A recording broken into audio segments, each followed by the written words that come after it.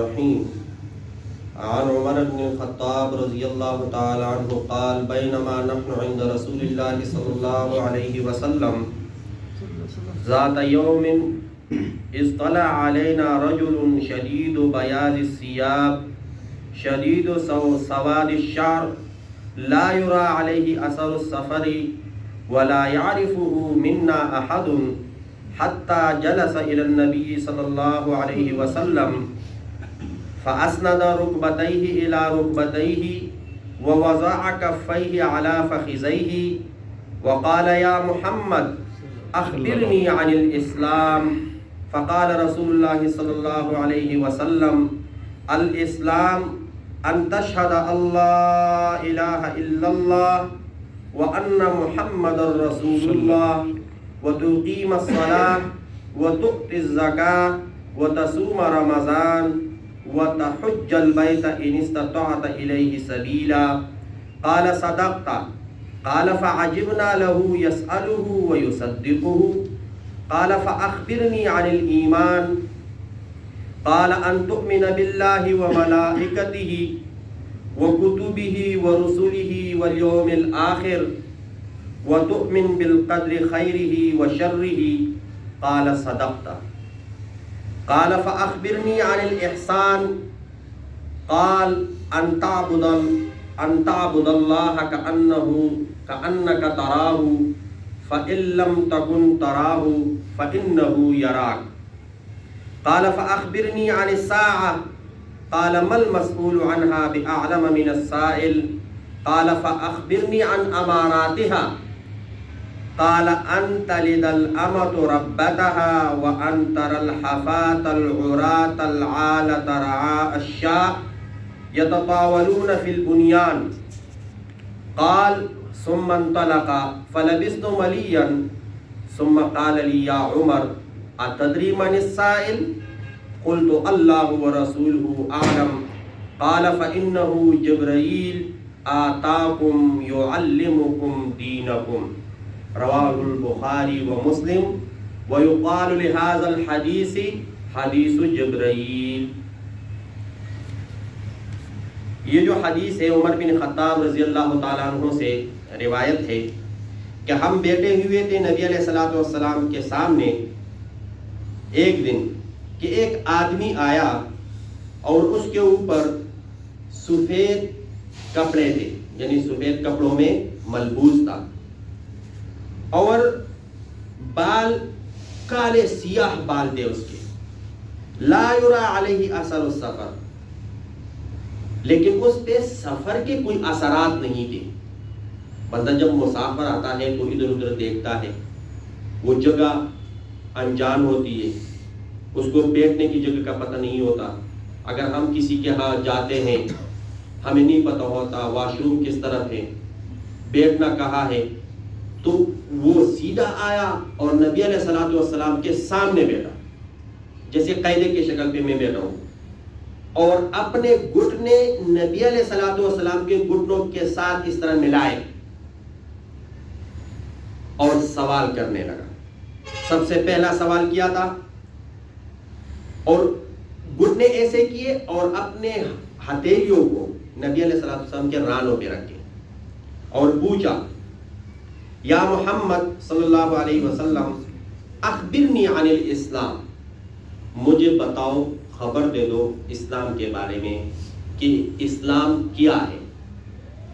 تو نبی علیہ الصلوۃ والسلام نے جواب دیا الاسلام ان تشہد ان لا الہ الا اللہ، کہ تو اس بات کی گواہی دے کہ اللہ کے علاوہ کوئی معبود نہیں، وان محمدا رسول اللہ، اور اس بات کی گواہی دے کہ رسول اللہ صلی اللہ علیہ وسلم اللہ کے محبوب اور اللہ کے بندے اور اللہ کے کیا ہے، رسول ہیں. اس کے ساتھ ساتھ وَتُقِيمَ الصَّلَاةَ، نماز قائم کرے، وَتُؤْتِ الزَّكَاةَ، زکوٰۃ دیا کرے، وَتَصُومَ رمضان، اور رمضان کے روزے رکھے. قال وَتَحُجَّ الْبَيْتَ، اور بیت اللہ شریف کا حج کرے، زیارت کرے، لیکن اس کے ساتھ شرط یہ ہے ان استطاعت الیہ سبیلا، جب آنے جانے کا، وہاں پر ٹھہرنے کا اور آپ جتنی مدت گھر سے باہر ہو گھر والوں کا خرچہ وہ آپ کے پاس ہو۔ قال صدقت، تو اس شخص نے کہا کہ تو نے سچ کہا۔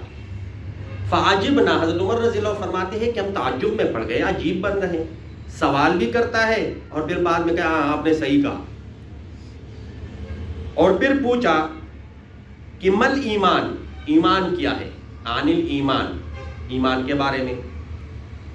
تو نبی علیہ الصلوۃ والسلام نے فرمایا ان تؤمن باللہ وملائکتہ وکتبہ ورسلہ والیوم الآخر، کہ تو ایمان رکھے، یقین رکھے اللہ پر، اس کے فرشتوں پر، اس کے کتابوں پر، اس کے رسولوں پر اور آخرت کے دن پر، وتؤمن بالقدر خیرہ وشرہ، اور اس تقدیر پر کہ چاہے وہ برا ہو یا اچھا ہو۔ قال صدقت، تو اس نے پھر کہا کہ تو نے سچ کہا۔ پھر پوچھا فاخبرنی عن الاحسان، احسان کے بارے میں بتاؤ کہ احسان کیا ہے۔ ہم کہتے ہیں نا آپ نے بڑا احسان کیا، میں آپ کا احسان مند رہوں گا، تو یہ احسان ہے کیا بھلا؟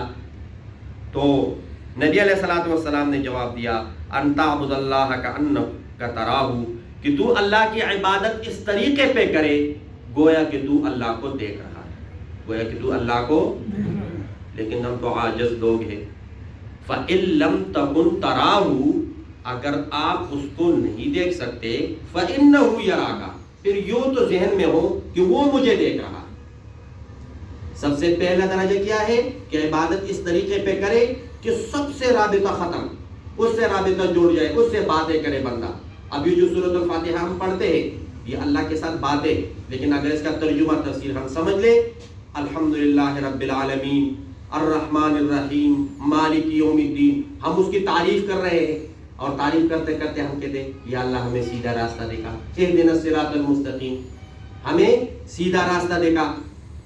تو اور پھر اللہ رب العزت اس کا جواب بھی دے دیتے ہیں اور فخر کرتے ہیں، جو ان کے عرش کے ارد گرد فرشتے ہیں کہتے دیکھو میرے بندے کو کہ یہ میرے عبادت کر رہا ہے بغیر کسی لالچ کے۔ تو فقال فاخبرنی عن الساعہ، پھر اس شخص نے سوال کیا کہ مجھے خبر دے دو قیامت کے بارے میں کہ یہ قیامت کیا ہے۔ تو نبی علیہ الصلوۃ والسلام نے جواب دیا مل مسئول عنہا بأعلم من السائل، کہ جس سے سوال کیا گیا ہے وہ زیادہ نہیں جانتا سوال کرنے والے سے۔ جس نے سوال کیا ہے نا، آپ مجھ سے زیادہ اس کے بارے میں جانتے ہیں کہ قیامت کیا ہے۔ قال فاخبرنی عن اماراتها، کہ مجھے اس کی علامات کے بارے میں بتا دو کہ قیامت سے پہلے پہلے کیا واقعات رونما ہوں گے۔ تو نبی علیہ الصلوۃ والسلام نے فرمایا ان تلد الامۃ ربتها، ایسا زمانہ آئے گا کہ لونڈی اپنے مالک کو جنے گی، یعنی جو کمزور لوگ ہوں گے وہ طاقتور بنیں گے۔